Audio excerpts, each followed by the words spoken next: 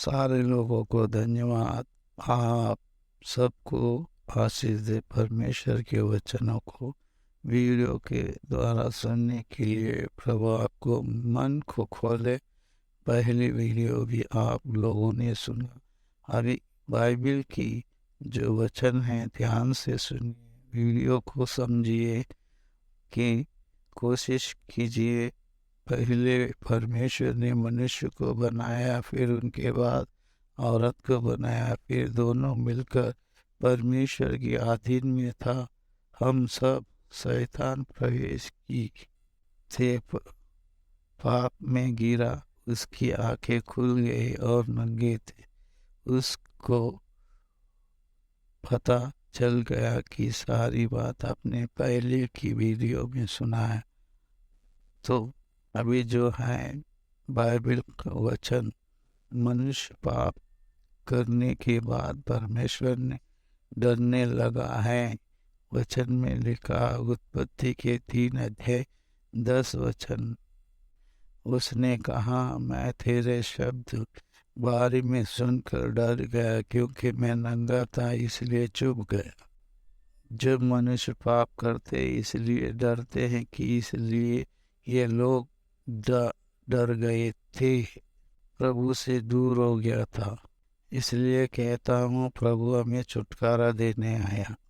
हमें छुटकारा पाना है तो प्रभु के वचन में चलना है।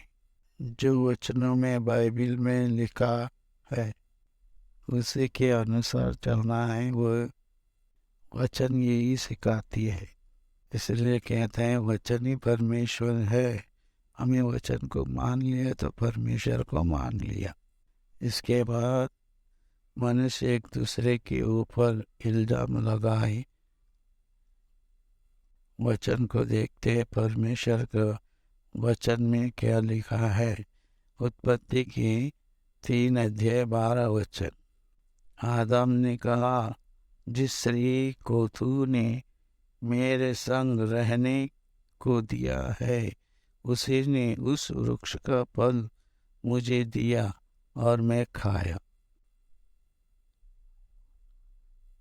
इसके कारण परमेश्वर ने आदम की बातों को सुना। उसके बाद परमेश्वर ने आदम से जो बातें सुना वो स्त्री से पूछा। क्या पूछा देखते हैं वचनों में। उत्पत्ति 3 अध्याय 13 वचन, तब यहोवा ने परमेश्वर ने स्त्री से कहा, तूने ये क्या किया? स्त्री ने कहा, सांप ने मुझे बहका दिया तब मैंने खाया। अब समझ रहे हो ना, वचन को समझने की कोशिश कीजिए। पहला आदमी ने बोला कि स्त्री ने मुझे बहकाया, फिर स्त्री ने बोला सांप ने मुझे बहकाया। तो एक दूसरे के ऊपर इल्ज़ाम लगाने के लिए लोग कितने कैसे कैसे कार्य करते हैं। इसी को हमें समझ के चलना है। दूसरे की बातों पे विश्वास नहीं, वचनों पे विश्वास कीजिए, पढ़ने की कोशिश कीजिए। जैसे ये लिखा है वैसा वचन में है कि नहीं, क्योंकि हम जब तक वचन को नहीं पढ़ पाएंगे, हमारा जीवन में ना कार्य, कोई भी कार्य करना है, परमेश्वर का वचन ही हमें रास्ता दिखाती है। समझ रहे? अभी इस बार ये वचन को देखिए। अभी सांप ने क्या कहा है? सांप तो कहते हैं कि उसका भरमाना उसका काम था, इसलिए स्त्री को भरमा दिया, लेकिन स्त्री सांप ने बहकाया करके वो बताती है। एक दूसरे के ऊपर इल्ज़ाम लगाने के सिवा कुछ दिखता है क्या बाइबल में? इसलिए ध्यान रखिए, हम किसी के भरोसे पे नहीं जीना है। सच्चाई को माने और परमेश्वर जो सच्चाई हमें समझाते हैं उसी के अनुसार हमें चलना है। इसलिए सांप स्त्री की कमजोरी को जानती है, इसलिए उनको बहकाया है। तो हम लोग देखते हैं ना, इधर आदमी भी इल्ज़ाम लगा रहा है, औरत भी इल्ज़ाम लगा रहा है, एक दूसरे के ऊपर इल्ज़ाम लगाते जा रहा है। इसलिए लोग में पाप बढ़ते जा रहे हैं। पाप बढ़ने के कारण ही हमारे अंदर से झूठ निकलता है। झूठ निकलता है तो डर लगता है, वही डरते हुए इसी की वजह से डर चालू हो गया। जैसे परमेश्वर से झूठ बोला वो डरने लगा। इसलिए हमें सच्चाई पे चलना है। अभी उत्पत्ति पहली किताब है, उसमें आदमी को बनाया, पुराना नियम, तो वो नियम में इन्होंने झूठ कहा, तो परमेश्वर ने देखा ये झूठ कहा, इसके लिए झूठ की सहारा लेके जीते हैं, इनको अभी सच्चाई में चलना। इसलिए नया नियम में क्या लिखा है वो वचनों को पढ़ेंगे।